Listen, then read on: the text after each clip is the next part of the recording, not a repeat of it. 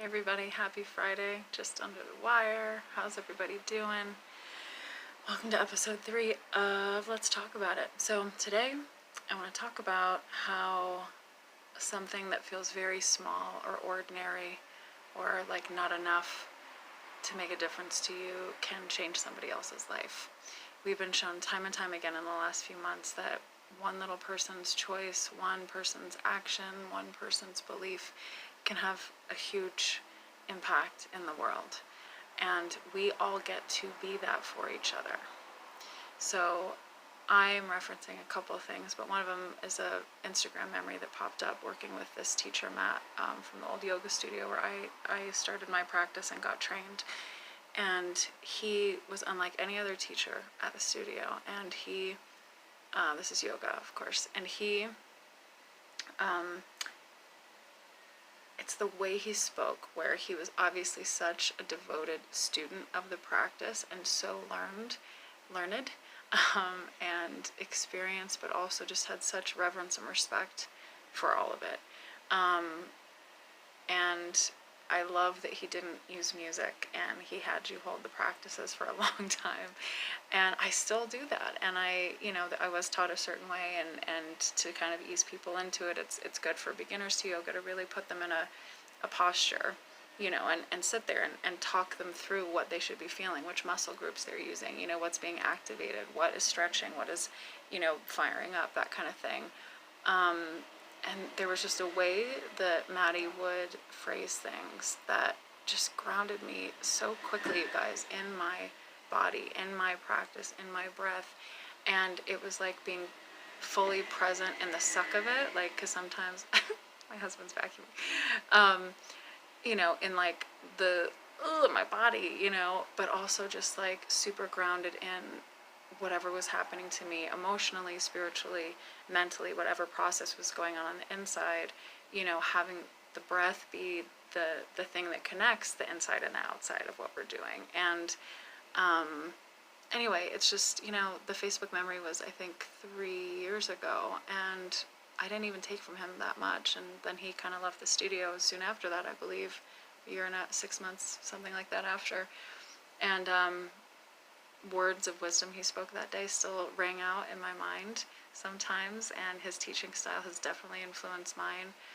And I think the same is true, and that's just me and my little journey as a yoga teacher, but it's true everywhere you look. There are teachers that we have when we're kids, and something they say to us sticks, or in these crazy unprecedented times, just being brave enough to go educate yourself, to think outside the box, to show up with love, to remember that we don't know everything. Like, not only do we not know everything, we probably don't know anything. and if we come from a place of curiosity and intention to be part of the solution, to show up in love, even if we're disagreeing with somebody, can we show up with compassion and know that they mean well, and then somewhere in their mind they think they're right. I'm going on a lot of tangents here, but that's me, right? So like, I'm also an actor, producer, writer, and it's storytelling. Oftentimes, you as an actor, a lot of actors say, oh, I like playing the bad guy, because it's more fun, like whatever that means for the actor. But I was thinking about it, and just, a common storytelling thing to remember is often in these stories, the bad guy thinks they're the good guy. The bad guy thinks they're the hero. And it sounds crazy and super warped, but I think it's a good thing to remember that everything we do matters, because how we're showing up affects other people. And we can either show up from a selfish place, we can show up from a we know everything place, we can show up from a well, they can't possibly be right because they disagree with me place, or we can remember that we don't know everything. And we can show up curious, and we can show up with the courage to be willing to change. We can show up as students. We are all here to teach each other stuff and to learn from one another. Like, we are all that for each other. We are all each other's teachers and each other's students. And it's that bothness, that back and forth, that give and take, that yin and yang, that is what life is. So I think if we're going to have a moment where we decide to speak our truth about something, can we do that with the most love possible? Can we open our mouth knowing that it could have a very big impact? And I don't mean we have to be like super heavy and serious and overthink things before we talk. I'm just saying pause. I'm saying just remember that if we show up in joy and we show up in love, that's going to have a certain effect on the world. If we show up with a sense of lack or fear or other or resistance, or I'm going to show you, or I'm going to make you see it, or they don't know anything, like judgment, like that's going to have a certain ripple effect in the world. So in a time when literally everything is out of our control, because it always was, by the way, what has always been in our control is how we show up and how we react and respond to one another and respond to life. And we can choose to do that with joy, with love, with openness, with curiosity, with patience, with compassion. Or we can think we know everything. We have to be willing to be wrong. We have to be willing to look at each other as people. And we have to be very conscious about the stuff that we are putting out into the world. How are we showing up? From work, to our kids, to our family, to ourselves, looking in the mirror, dealing with the people we live with, on social media. I mean, God, you guys, like how much fake yelling is going on right now. It's crazy, and I get it, and everything's heightened, and everyone is living at a heightened sense of being. All of our nervous systems are just open and exposed. All of our sensitivities, all of our fragility, all of our weaknesses, or what we deem as weak, everything that makes us feel vulnerable is exposed right now. And for a lot of us, certain beliefs or practices are threatened, or we are discovering that maybe they weren't the best practice or belief. And it's okay. And then we can move into forgiveness.